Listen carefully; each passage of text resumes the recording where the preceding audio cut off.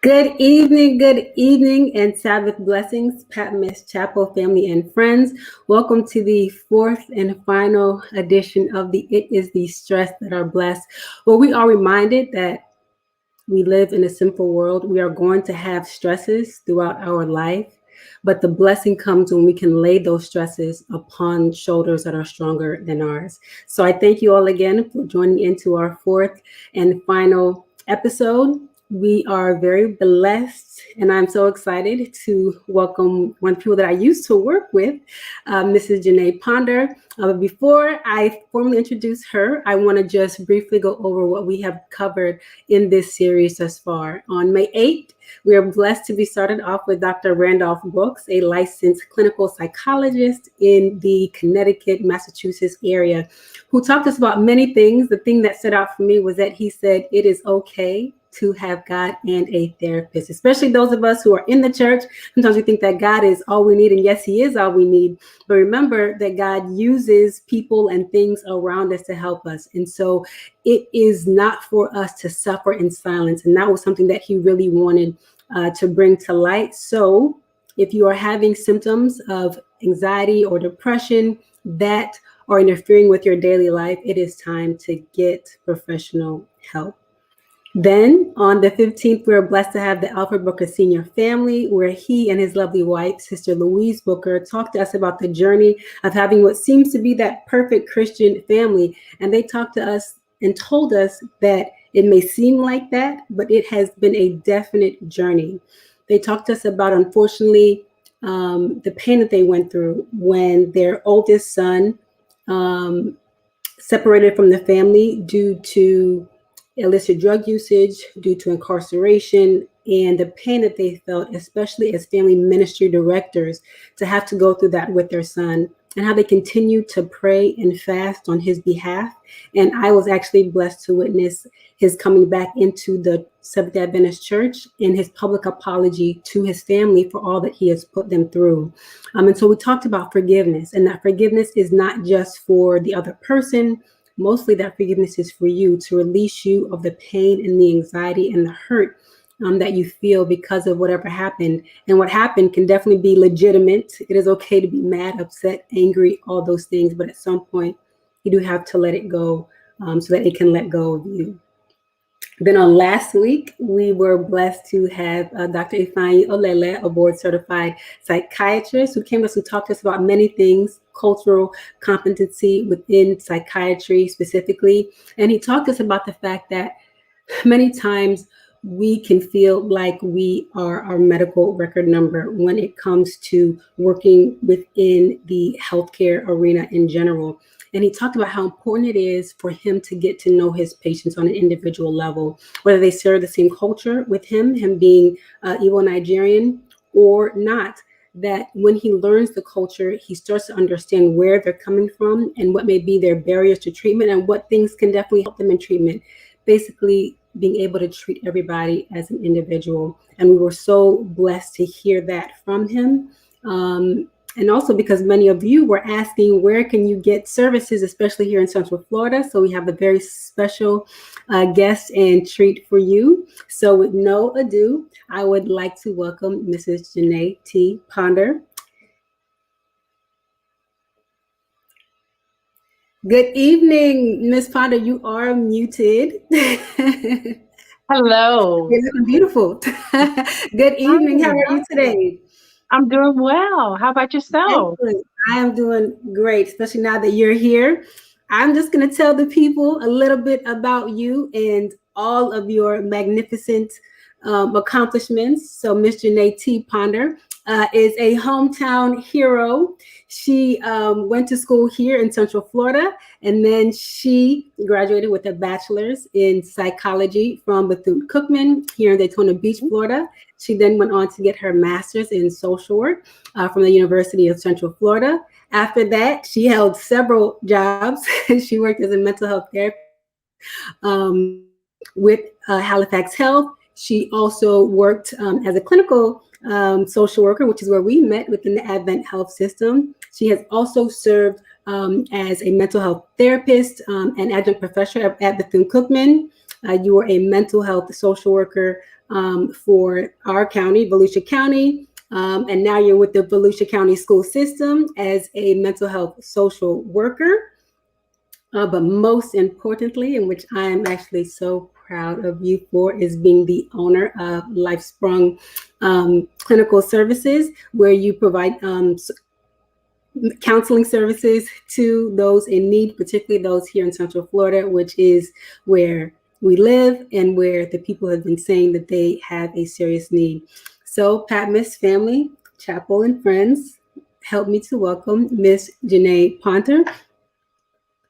Thank you, ma'am. Again, thank you for being here with us. So I see with my eye that you have been in psychology or studying psychology from the get-go. So this was your major in undergrad.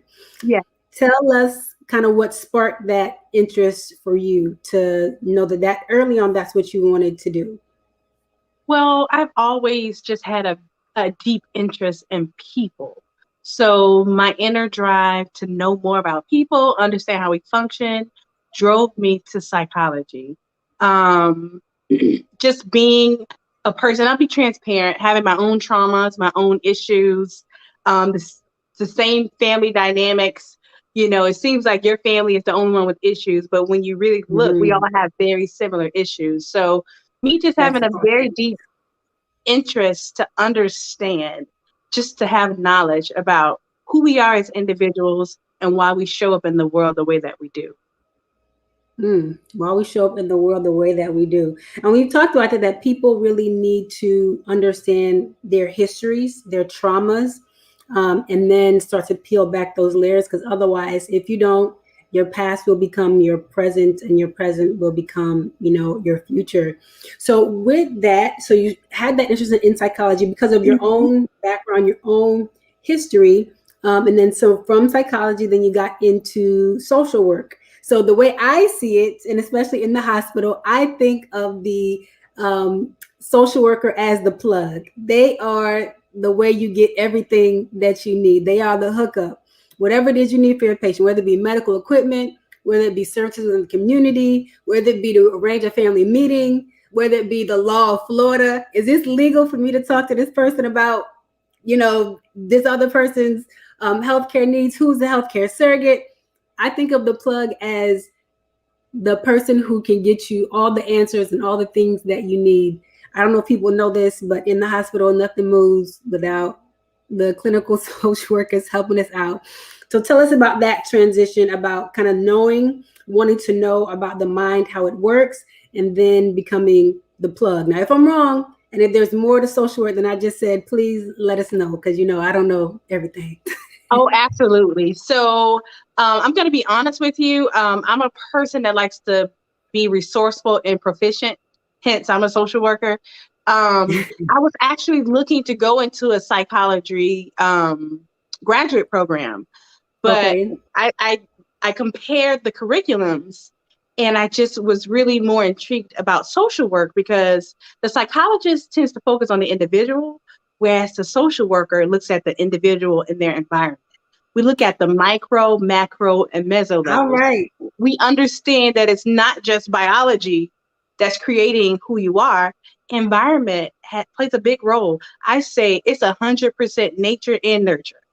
There you go. They're equally pulling on us, and we would be remiss as professionals if we did not look at both of those with clinical eyes. So, and then also I didn't need the GRE because I had a high enough GPA to go into the social work program. So I say, I want to be impactful. I like to be effective, and also I like to save money. So I went into the social work track. Perfect. So you went into that, and like I said, so we met at Advent Health Fish in Orange City, Florida. So talk to us about some of the things that you saw in the hospital, and with what you're saying, how is it that the community kind of fed into some of that you saw, and then how is it that personal individual things kind of manifested themselves into the situations that you saw in the hospital? Okay, so I'll tell you a little bit about in the hospital setting. And just to kind Okay. of go back, social workers work everywhere. They have industrial social workers, they have librarian social workers. Social Ooh. work is such a broad spectrum. While in the hospital, we're seen as care navigators. Navigating mental health, healthcare in general, is very confusing. People don't talk that language. Normal, everyday people, they can't figure out how to make appointments, how to get prescriptions filled, how to get medical transportation organized. They don't have that capacity. So I always say it's like we are the glue, the adhesive that holds all of the systems together because we're knowledgeable about it. So when I was in the hospital working in the ICU, I was there for 2 years with you. And I will say first, I saw miracles. That's the first thing. I saw That's great. miracles. Yes, we did. And what I was doing was a lot of grief work. I was helping Hmm. people to radically accept the finality of death. It was Hmm. very difficult. Having to look a wife in the eyes while her husband is on life support, and we know that the end is very near, and they've been married 52 years. Having to validate her, empathize with her, meet her in that moment, help her to realize that she can survive the grief, that I'm here with her, and also helping her to understand what you understand as a clinical professional on the doctor's side, kind of driving the care, kind of bridging the gap between her just loving her husband and wanting him to come home, and you understanding that medically, home may not be going back home. Hmm. So just really being the middleman, walking the middle path with people. I've done things like help diabetic patients who are homeless afford medication. I have done things like help Hmm. a young grieving adolescent mourn the loss of a parent who had a minor infection, but they ended up demising on the unit. So it looks different. And I will say this, being a clinical social worker, you have to be grounded. You have to be grounded. You have to, how I've been able to survive, I compartmentalize healthily.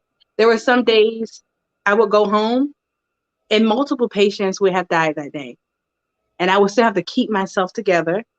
Sure. Um, and I worked in a lot of different capacities. So that's just the medical social work piece. When I'm working in the mental health role, um, my job is to essentially be a magician. I have the beautiful task of taking a problem, a hopeless situation, and reframing it and getting someone else to see it and believe in it and make their lifestyle match it and change the trajectory of their life. So the role looks different in all roles, but I will say what's common is just being able to see people as people and to validate them and to have Hmm. compassion and to be empathetic and to be honest, to just put me aside, put my titles aside and just really meet them where they are. That doesn't change no matter what role I'm in. You said that so eloquently and so beautifully. We got some hand claps and we got some go nights in the comment section. And you are absolutely correct. You are a bridge maker. And you really help do change the trajectory of people's care and obviously their lives, especially being in the hospital. And I don't know if you remember this particular story, but I think this is when I started to look at you in a different way. You may not remember it, but I had a patient who I think this was either their second or third time that I had seen them in the hospital. And they unfortunately were very morbidly obese. I think they were maybe about 600 plus pounds. I remember. And you remember? and and you always think that especially being a melanated woman, in a field dominated by men, you always really try to look at people as individuals. And I remember you came to me and you told me he thinks that you are judging him because of his weight and he wants to see another doctor. Now, unfortunately for him, he did not have health insurance. And that was a big barrier for us to getting a lot of services for him. But I know you all on the social work side did end up, were able to help him get, I think, a sleep app machine and things like that because he had some other medical issues going on. But at that point, I had to stop and ask myself, what am I doing that's making me not be able to connect with this person? And so I had to go back, and we had to have that crucial conversation. And he told me, that it for him, he wanted me to be softer. Mm. And in again, like I said, in our profession, it's like you just have to tell the truth. You have to tell, not to say it in a mean way, but you have to tell the truth. And sometimes they know the truth already. They just want somebody to hold their hand. And I felt like for him, that's what it was. He just wanted me to hold his hand, through this process. And after we had that conversation and I knew what he needed, I was able to give that to him. And we became very good friends. I don't want to say friends, but he was my homeboy after that. Even he would come in later. I would go check on him, even if he wasn't my patient. Crazy thing, I'm driving from Florida to Virginia, and I'm in, I think, South Carolina to get gas. Who comes up to me and is like, Dr. Akamira?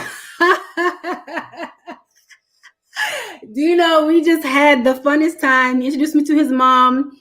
And he was like, Mom, this is the doctor that I tried to fire, but now she's my best friend. And it all started because you had an open and honest conversation with him. And then you were able to have the open and honest conversation with me. Mm-hmm. And then I was able to have that difficult conversation with him. And he went on, he got a gastric bypass.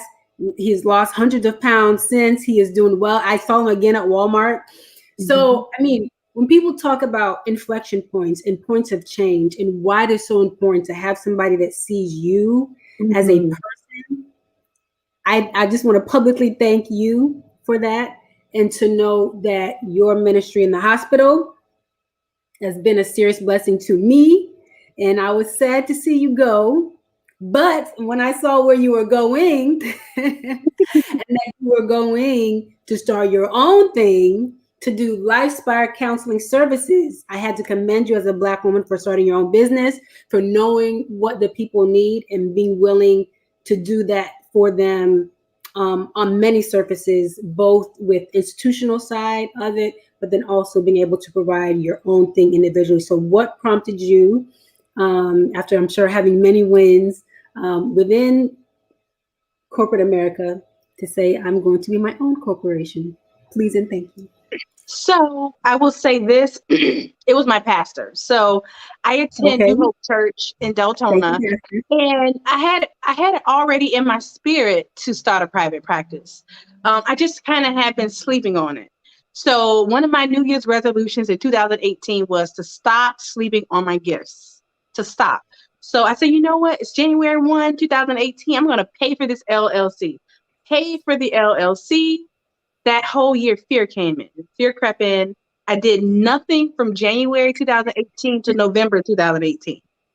So my pastor came to me. He said, Janay, I remember you mentioned starting a private practice. I have somebody that might need your services. So a light bulb within me came on. And ministry is about meeting the needs of the people. I, in my own flesh, was paralyzed by fear and was not able to manifest what God put inside of me. But the fact that I knew that there were people out there suffering who I might be able to help, that gave me the fuel that I needed. So I was like, how can I help people if I'm sleeping on what God gave me? So immediately I said, Janay, we got to stop doing this. There's somebody that needs my care, my services. So I got my paperwork drafted up. I found an office to sublet. And I went back to my pastor, said, Pastor, I'm ready. Give me the number. I'm ready to take an appointment. And I will tell you, I have not looked back since. And it's been such a beautiful blessing. I will say, in all of the jobs that I have had throughout my career, this one is the one that just fills my cup. It just fills me up. And, you know, when I'm working with clients, they think they're coming to me for support.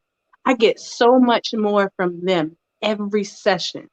Every time I meet with a person and I get to validate them, I get to learn from them, I get to teach them what I learned, I'm a bigger and better person every time for it. And it's been such a blessing. And I feel blessed just by hearing that story because I think we're all a little paralyzed by fear because God puts in us these big, huge dreams, you know, that He wants to use us as vessels to touch His people because He can't physically touch them. So He needs Yeah, to touch them through us. yeah, And so I'm so glad that you talked about that overcoming fear because I think we've all had that fear. Even me in applying for medical school, like, do they want me? Do I fit up to whatever criteria? Da, da, da, da. I mean, you go through all these things. Like, what is even the point of doing it? You know, yeah, and you think of those lives that you can touch. Because what if he had another doctor that day and was like, I don't care. I'm talking to him any kind of way I want to. But the yeah, fact that I know that what I do, what you do, is a ministry. That is like, I have to get over this because I know that it's not for me, it's for somebody else. And yeah. so tell us about the services that God has inspired you to provide through Lifespire. Okay, so my preferred population, I work with a lot of adolescents and young adults that are living with stress, Ooh, anxiety, mood okay. disorders. I call it SAD, stress, anxiety, and depression. Okay. So I work with my SAD adults because I consider myself a generalist and I've worked in jails, inpatient, outpatient. As a clinical medical social worker, I've worked in SNFs, which are nursing facilities. I've done it all, so I can really treat from the age of 3 to 100. All But right. that's just my preferred population. I always like to operate where I'm needed. I know you Mhm. guys have heard about the statistics and the data that's out there. Right now, suicide rate is rapidly increasing amongst that population, particularly African Americans in that window. Absolutely. So, Absolutely. a lot of people might shy away from that because suicide is scary. But I say, you know what, God, I want to work where I'm needed. Use me where you need to use me. So that's why I chose that population. And I use a lot of different modalities. I use my favorite go to, it's called dialectical behavior therapy.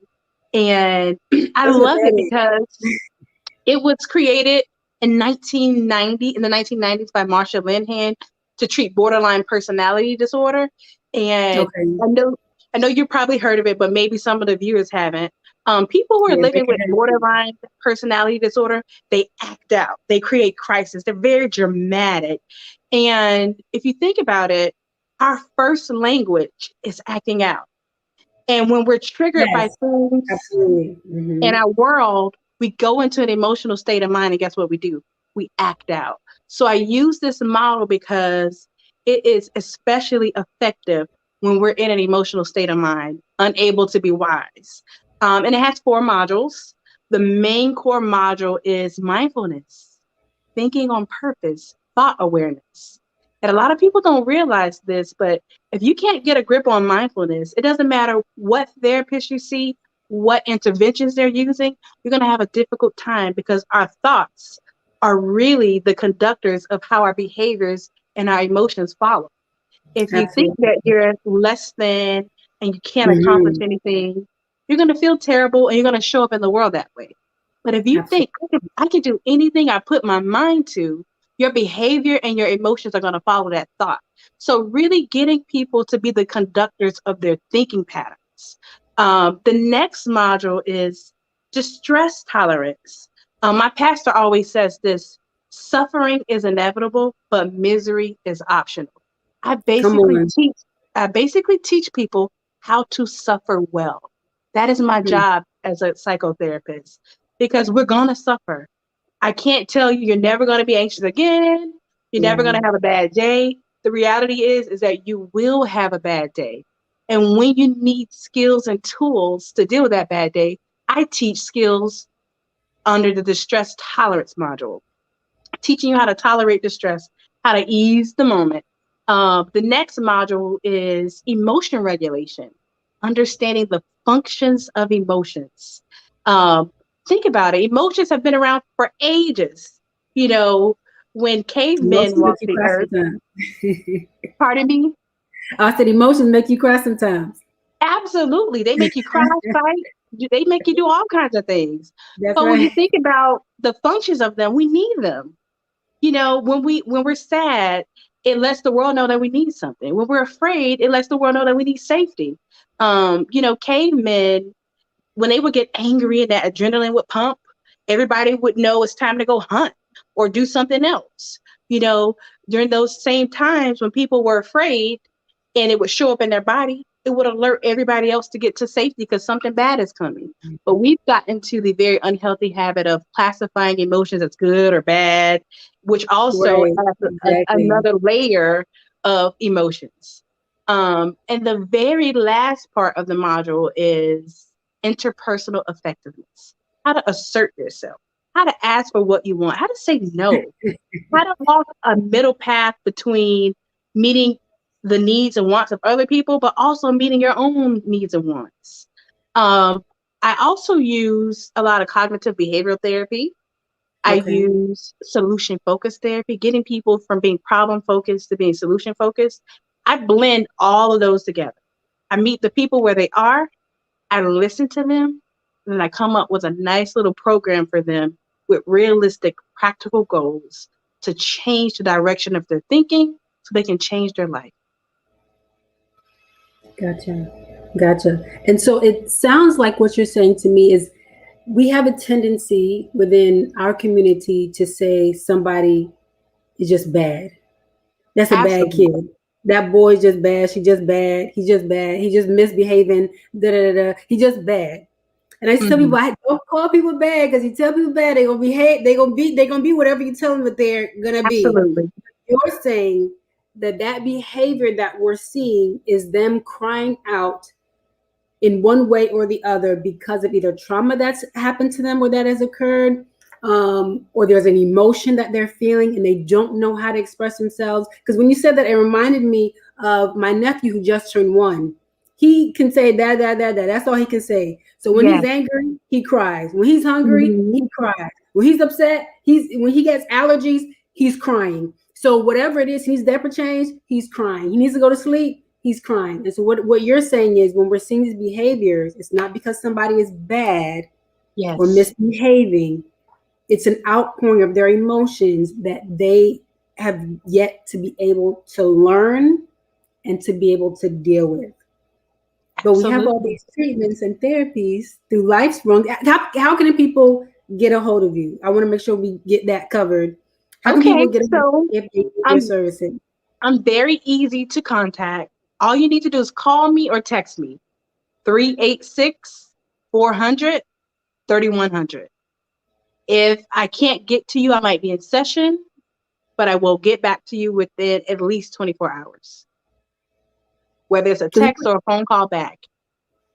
Perfect. Can we put that number up there? Can you say it again? 386 400 3100. And I picked that number because it's really easy. Well, thank you for that. Um, so going into that, so you do mostly with our youth, because yes, we have talked about that in this series that particularly African American youth are seeing suicide and mental health illness rates that are kind of skyrocketing, and that you want to go where you are needed most. But then I also see on your Facebook that you always ask the question, what have you done for your mental health this week? And we have talked about the importance of people getting professional help Mm-hmm. um, when they need it. Um, but then I can't see my therapist every week. So there has to be something that I do for my emotional health every week. So talk about some things that you recommend for people to do, either if they're stressed, they're feeling lonely, they're tired, that they can do every week for their own mental health benefit. Okay. So there's no cookie cutter answer to that, but I'll Okay. kind of reframe it in a way to kind of piggyback off of what you said about my posts. So every Okay. week on Saturday, I post, what have you done for your mental health this week? I always say in therapy, I am working myself out of a job. We have to validate medical necessity. So meaning I can't treat someone who I cannot prove they need to be in my treatment. So Correct. I don't want to work with someone forever. I want to teach you the tools and skills you need, but the real work happens when you're away from me. So we don't want our clients to be dependent on us. I want to be a Mm-hmm. facilitator. I want to teach you. I want to empower you. I want to encourage you. But then I want to see you doing well on your own without me. Because if I make you dependent upon me, that means you need me forever. And we just traded one woe for another one. So I I want you to learn and grow. This is not like TV where it's sensationalized and you Mm. go in one session and bam, you're better. No, we're going to do some really tough work, really focus in on a problem. But then now you have to actually evolve for real in real life, not for fake, but really evolve. So with that, I wanted people to know that there are very practical, easy things that you can do in your own power and your own strength and your own time to just maybe get your anger from maybe a level 10 to a level 5. Get your Okay. stress from maybe a level 10 to a level 3. You don't have to talk to a professional. It's definitely warranted if you're having more severe symptoms, but if you Mm. just did that more consistently on a daily basis, you would be better overall. You would be awesome overall. So there's something in DBT called opposite action.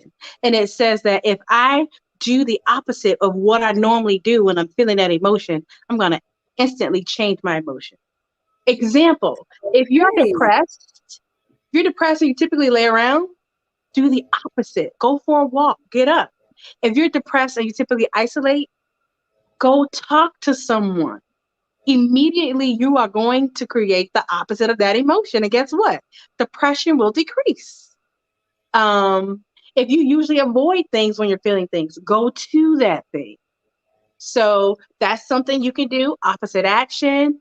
Google has a lot of awesome things out there. YouTube, deep breathing. You could do guided meditations. Just moving your body will get some of those feel good hormones going, the Mm-hmm. dopamine, all that stuff going. Again, you do not need me to do that. Now I'm going to teach you and I'm going to Right. teach you how to fish so you can fish without me. But those are just little things you can do on your own. And I made a commitment to do that post every week. And I don't plan on stopping. I made a commitment to do that because I just want people to feel empowered. And I've gotten so many inbox messages. I love when you do that. It reminds me, oh, I didn't do anything this week.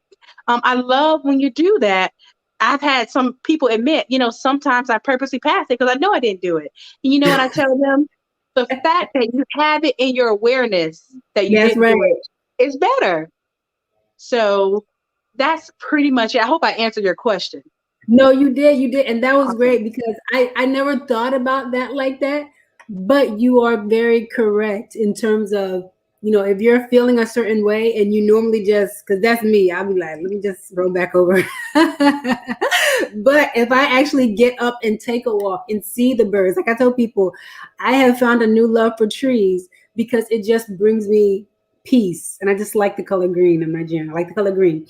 So yes, so those, and that's what people are asking. They're like, okay, I don't think I'm at the state where I need to see a therapist, but what are the things that I can do as an Yeah. individual? And those were some really, really great tips Yeah. that you gave us.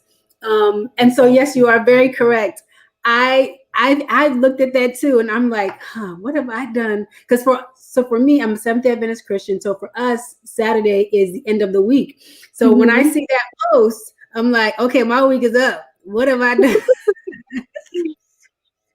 And some weeks I have a good answer that I can answer in my head, and other weeks, not so much. But like you Mhm. said, it is starting to just be ingrained in me that I have to do something, not just for and that's the thing. Sometimes the things that I do can be exercise, and sometimes it can be that I ate really like a really good meal. Mhm. Even for me, just simple things like I love cherries, and now it's cherry season. So the fact that I can just get some cherries, even though they're so crazy expensive, I'm like, I don't know why it's so expensive. But even just the fact that I got to do something like learning me, like what do I like? Mhm. Cherries. So I get to, eat cherries. So all those things can help, with our mental health. So I'm glad that you talked about that. Um, Looking at what's going on in our society today, not only are people like we talked about committing suicide, unfortunately, but they are also willing to take other people's lives. And as we know, this past week, very unfortunately, we had another mass shooting in San Jose, and it was a workplace shooting. And I went to Virginia Tech undergrad. And I remember when the Virginia Tech massacre happened, I was 2 years out, but I remember the first person that he killed was a resident advisor, where I was a resident advisor, 2 floors up from where I was. And I remember just seeing people that I went to school with on TV talking about where they were during this thing. I know one of my TAs died, was killed. Just hearing all these stories, and it just brought back these flashbacks, you know. Mm-hmm. And one thing we talked about last week was the fact that people who are depressed, they need help in getting services because their energy is so low that it's very difficult for them to get help and for them to get services. And so within that, I realized that at that time, sometimes you think you're over it, and then you have flashbacks and things like that. And I remember I had to call, I was in the middle of Walmart, and I had to call my dad. Because I was just breaking down in the cereal aisle because I'm thinking of all the people that died. And then it keeps happening over and over and over and over and over again. But the point that I wanted to make was that people are now coming out and saying he had said that he's going to kill people at his job that he hated for years. His ex-wife came out and said this. Many people said that he was always angry, always upset, that was just something was going to happen. But for whatever reason, I don't know, you don't think people are really going to do those things that they say that they're going to do? What signs and symptoms are we looking for in people that seem to be depressed or very angry? Mm-hmm. What can we say to them or to those authorities around us to say, hey, something is not right. I'm not sure what's right or wrong. You know, I'm going, I don't know if I'm asking a good question in the right way, but we're seeing signs in other people. Okay. And we know that many times people can't get help for themselves. But we know that it is the support of others that help people when they're suffering from mental health illnesses. So what are we looking for, and what do we do when we see it? Okay. So first, I want to validate the viewers, and I want to validate you. Sometimes, even when things are close to us and around us, because of the very concept of human nature, we can't see signs. We don't know. And when we don't know, we can't intercede. We can't do something about it. So there will be times where things are going on around you or within other people, and you will not know, and that's not your fault. So that's the first thing. But if there is someone around you and there are signs, it's very important to first maintain your own safety. That's the first thing. Don't do anything that would jeopardize you. But if you feel comfortable and led up to it, you can always just ask the very basic question. How can I help you? Is there something going on with you? You know, a lot of times when we see people who may be having issues, we shy away from them. We avoid them. We don't talk to them. We don't want to face them. But I always say, if you feel comfortable and you're safe, ask the right questions. I do a lot of facilitating for youth mental health first aid. And there was a gentleman in that program that was suicidal. And he was on a bus ride headed to the bridge to jump, to take his own life. And he said, and he jumped and he survived. 1% of people survive. And he said on the bus ride to go take his own life, if one person had asked me, how are you? What's going on? He would have stopped. We underestimate the power of just connecting with people and asking very basic questions. You know, I didn't ask you to do an analysis or an assessment. I didn't ask you to. We didn't need the whole HPI. We didn't need the whole physical. I didn't ask you to judge him. I didn't ask you to get in his business. Ask the basic questions. How can I help you? Is anything going on with you today that you want to talk about? People want to be seen. They say the number one cause of mental health dysfunction is invalidation, being Mm, constantly invalidated over have and over mercy. and over again. And So if I can what? just interject, Mhm. I'm so sorry, but especially for people of melanated skin, and especially for women, and especially the intersectionality of both. Um, Mm.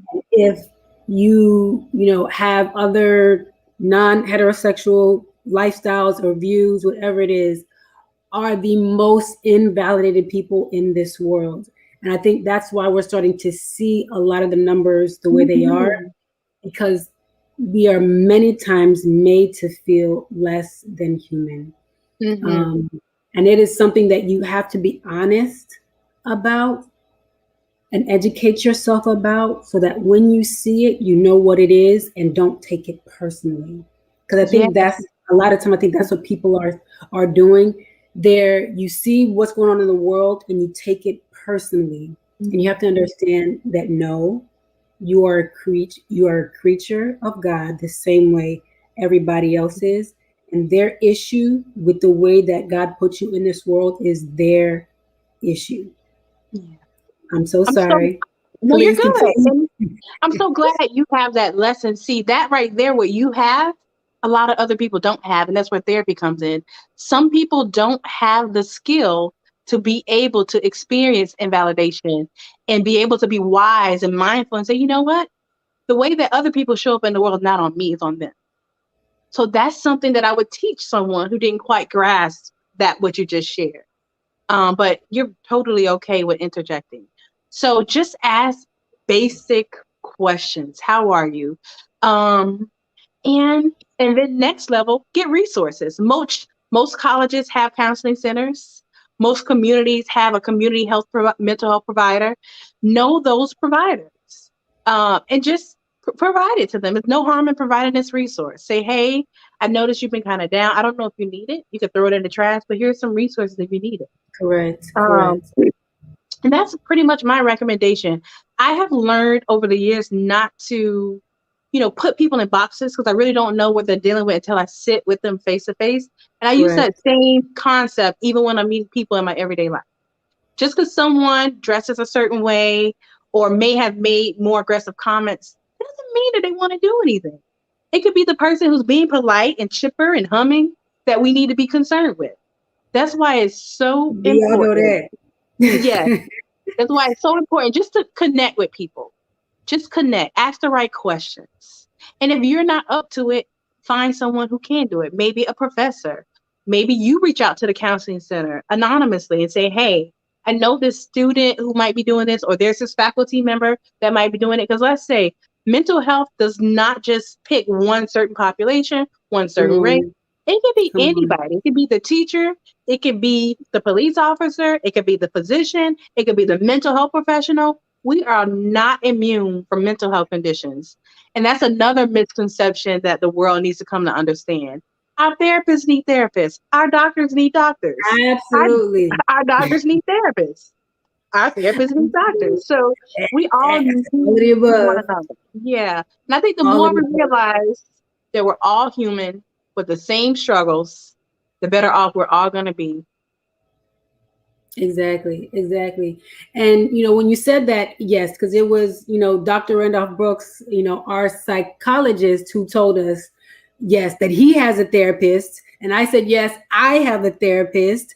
And we talk about these things, we don't think people are going through this. I was doing some cleaning, and I looked at my notes from exactly 2 years ago. I think it was May 21st, 2019, where at a directors meeting we were told that one of our Daytona Beach neurosurgeons committed suicide.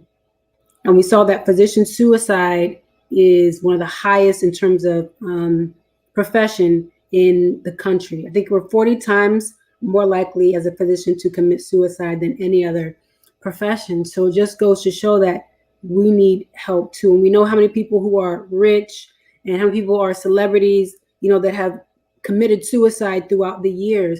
So there is, there's no cloak that's going to save you from not having either a mental illness, a physical illness, whatever it is. You and I have seen it all.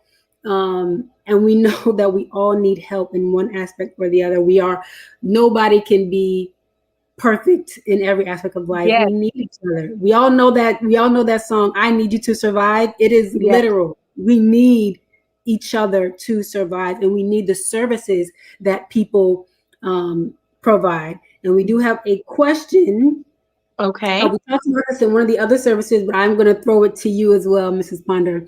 Okay. Why do Black males have such a hard time seeking mental health treatment, ma'am? Okay. So I'm so glad you guys asked that question. So one, I'm not a Black male, so I cannot answer for them. There But you go, man. I actually asked that question because in the 3 years that I've been in private practice, I've treated 2 Black men, just 2. So that group of people are the least likely to come to me for help. So I guess about 2 or 3 months ago, I actually put that on my Facebook status and I got some feedback. So this is what Black men have shared with me. Sometimes their trauma is deeply connected to a Black woman. So sometimes going to a Black woman for treatment is very difficult. They shared with me they don't want to be portrayed as weak because we know that there is this unwritten voice that says that if you reach out for therapy, then you're less than a man and you're weak. They also shared that they just, they've been told so much to just take care of it, get over it. Their feelings have been invalidated. So they kind of get stuck in that cycle, and it really doesn't matter. Do I really need help? I've been surviving this long. So those 3 things are kind of the tone of what everybody else was sharing. So I think it's a matter of connection. I'm going to go back to connection, just connecting with them. I immediately start to problem solve because I'm a problem solver. I always say there are 2 different types of people in the world: problem processors and problem solver. So I said, okay, so what can I do? So one thing in my mind right now that I considered doing was, what if I created a program where I could kind of do like a really intense internship for Black male therapists? And that's another thing. There's really not that much representation of Black men in therapy compared to everybody else. So if Black men could see themselves more on the other side, they might be willing to come to therapy a lot more. So that's one thing that I thought about that might be the solution. Wow. And, and that was what Dr. Brooks talked about a lot was, and Dr. Olela as well, was the suffering in silence. And that's why we see the suicide rates of Black men go up so like their numbers was like this and everybody else was kind of like this, because of those societal pressures. And something that you said really kind of struck a chord with me. And you said sometimes because of the trauma that they suffer at the hands of Black women. And that touched me because I think a lot of what we're seeing in social media right now is the battle of the sexes. Yes. And what hurts me, everything. Yeah, exactly. And it really hurts me because you have some people who their whole entire platform is just to bash either Black women or just bash Black men. And so we get sometimes this hatred within our community that is like divide and conquer. What more? What else do you want? Somebody's asking. One reason is upbringing, the alpha male mindset. Yes, always being in control. In addition, seeing a therapist can be an issue on a job application. Yeah, that is true. I don't know. That is true in the sense that there are some questions that it is illegal to ask, Right. but there are some things that, yes, if you talk about, because I know even for me as a physician, anytime I am filling out an application, they're always going to ask me, is there anything that can prevent me from performing this job correctly or well? And if I answer no, because the therapist said at one point that I had this, and this, and this, and it could interfere. So in that way, yes. Okay, so they're saying, like, have you seen a therapist in the last 2 years? Can you elaborate on that? Because I don't know the legal implications of being able to ask, have you seen a therapist in the Mhm. last 2 years? This is my philosophy, maybe because I'm a therapist, Okay. and I always advocate for my people. So it's whatever's best for them. If something is going to impact your livelihood, you don't have to disclose it. You're not saying you don't have it, but you're not putting it on there. If you don't feel comfortable putting it there, don't put it there. Your medical information is protected by HIPAA, Come so you on, don't have exactly. you don't have to share it. Now there is something called the Medical Bureau. So if you report it, it is going to go into the Medical Bureau. And let's Okay, say you okay. decide that you want to get life insurance. If information was reported that you were suicidal and you decided to go get life insurance, a life insurance company might actually deny you. Okay. So, So gotcha. yeah. Okay. So that stuff kind of does follow you, but disclose what you're comfortable with. And also disclose if you need accommodations. In addition to HIPAA laws, there are laws to protect those with disabilities. I always say this: Correct. mental health diagnoses are disabilities. I call them the invisible illnesses. Just because your disability is not like visible, you're not like the person, the double amputee that needs a wheelchair or Correct. DME Correct. to get from level 1 to level 2, but your disability still requires accommodation. So sometimes it's important to disclose it depending on how comfortable you feel and depending on how mental health conscious your agency is. They should be providing you reasonable accommodations for your invisible disability. You still need to get from level 1 to level 2 too. So There it you just go. depends. I always say case by case basis. Um, I'm going to say this. My business is Lifespire Counseling Services. And I have the services on there because I know I'm a social worker. I get a lot of calls all the time. Janay, what do you think about this? Do you know about this resource? And the thing about me, I am so resourceful. If I don't know the answer, you better believe I know somebody that That's knows right. the answer. So text me. If you have a question, hey, I'm filling out this application. This is happening. What should I do? I'll be more than happy to either answer it if I'm confident, or I will refer you to somebody else. Just be patient with me because sometimes I am in sessions, but I will get back to you even if it's a few days later. Perfect. We And if we you don't could have to flash your, mhm. oh, go ahead. We don't have to do this alone. That's the thing. This type of Yes, suffering stuff in you silence. don't Yes, have to do alone. There are professionals out there that want to help you. They're passionate about this. We don't have to keep fighting these fights alone. absolutely. And if you could give your number one more time so we can put it back on the Sure thing. screen. 386 400 3100. 386 400 3100. Mhm. Oh, look, I got Good. it. I wanted to go back to something you were saying right before a Okay. comment came in. You were talking Yes. about all the stuff that's going on social media. So Yes. this is how the mental health professional survives on social media. One, I Okay. always see everybody. I change my lens with the eyes of empathy. I put myself in their shoes. People aren't being hateful and mean towards each other because that's what they want to do. Again, going back to what we said earlier, what happened to you that you have to show up in the world this way? We Who call hurt that you? trauma informed care. So instead of seeing them as mean, cold hearted individuals, I empathize because I recognize something happened to them where they have such a hate for men or they have such a hate for women. And those are the type of people that I want to talk to. Those are the type of people I want on my couch because that stinking thinking is the very reason why we see so much evil and so much Yes. maltreatment on social media. Because we are all a lot of people just trying to survive and deal with our trauma in the best way we can. And not all of us have the skills to respond accordingly. And that's where I Correct. come into play. Correct. So again, it is the fact that somebody went through something and that pain, that trauma is still there, Yes. affecting their present. causing their stinking thinking. So Yes. that many times they're majoring in minors because they're Yes. easily triggered by that past hurt of whatever Yes. happened. And so they have yet to get past it.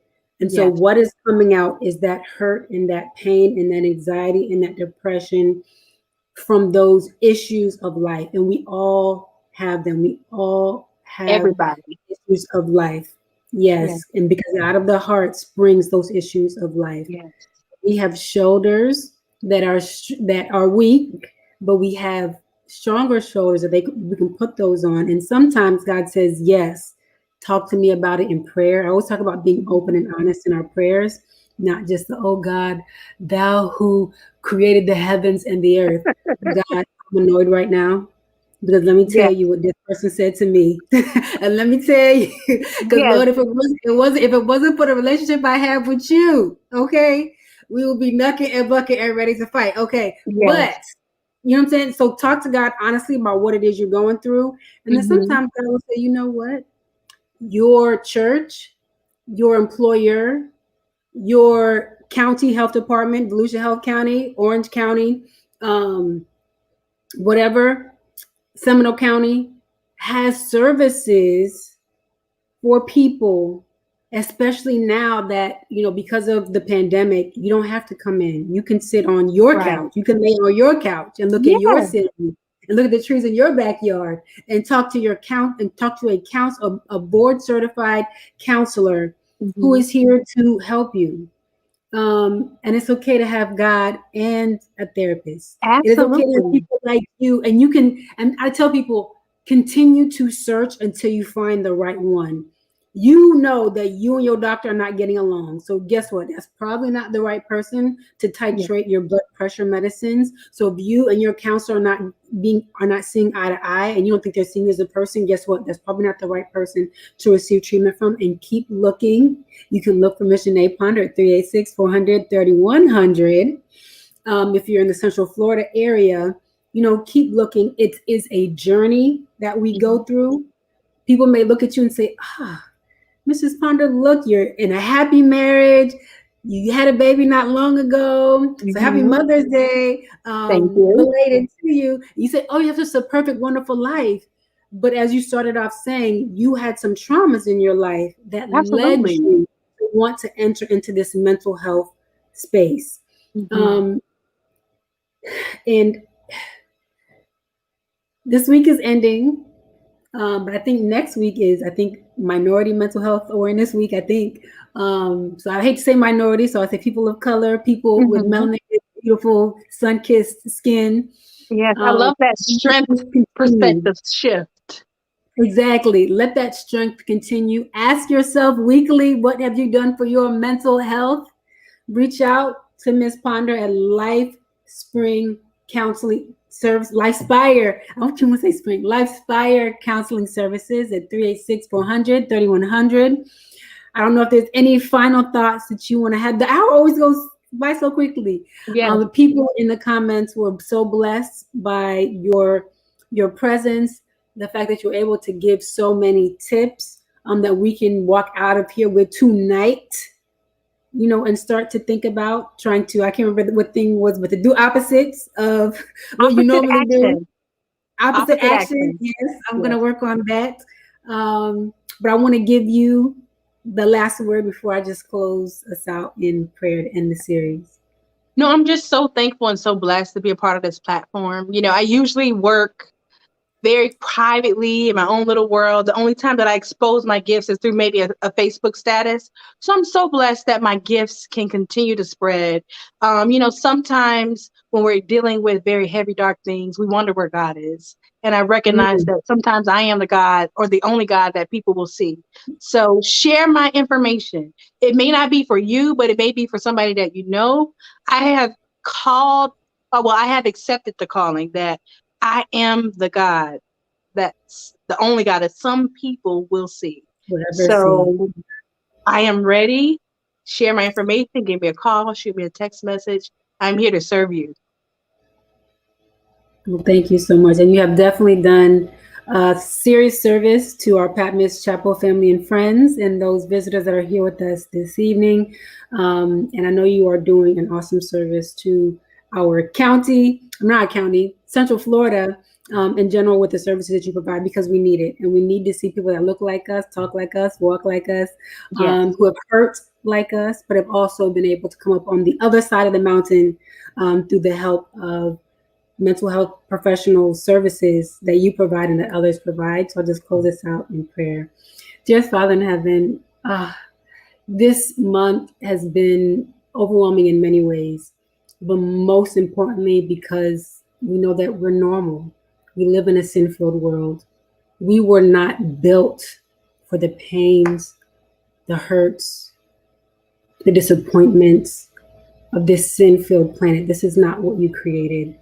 But we are here, and we experience those things that you did not want us to experience. And just like Christ, sometimes we just want to cry, Lord, if this could pass from us. And in some instances it can, but in many instances it cannot. So we are grateful that we can put that stress on your shoulders. We're also grateful that you have come to us physically in the flesh through Jesus Christ, our Savior, yes, but also through many health care professionals. We talk to psychologists, psychiatrists, our licensed health counsel, social worker that is here with us tonight, Ms. Ponder, whose services are available within Central Florida, and that they are here to help us the same way that me as a physician work on the physical body. You use them to work on the mental body, on the spiritual body. So we are just thankful for that. We're thankful for the love that you've given us, an opportunity to share your love this month, knowing that you speak to us through our minds as well as through our hearts and through our knowledge. But Lord, you want us to be sound mentally, because this is where the battle is taking place and where you want us to have our greatest victories. So thank you, Lord, that though some battles may be lost, but you are in it for us to win this war. This, Lord, we pray in the name of Jesus Christ the righteous. Amen. Amen. Thank you so much, Thank Mrs. you for Ponder. having me. Idea. To end with the lovely ladies first, ladies in the house tonight, taking over, where it is the stress that are blessed. So thank you again, Pat Miss Chapel, family and friends. Thank you again, Mrs. Ponder. Everybody have a great evening. And remember what you have learned today. Share it with a friend. Love yourself so that you can learn how it looks to love others. Good night.